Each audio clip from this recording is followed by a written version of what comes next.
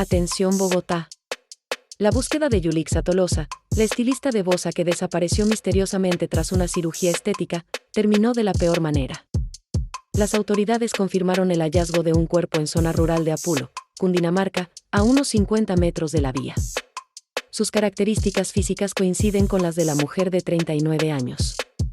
Yulixa fue vista por última vez el 13 de mayo tras una lipólisis láser con sedación en una clínica clandestina de Venecia que no tenía permisos. Videos clave mostraron que salió del sitio desplomándose e inconsciente. La fiscalía ya capturó en Cúcuta a 2 hombres implicados que pretendían huir hacia Venezuela en el vehículo donde habrían trasladado el cuerpo.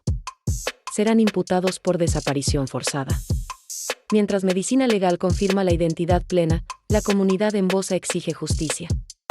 No arriesgues tu vida, denuncia las clínicas ilegales.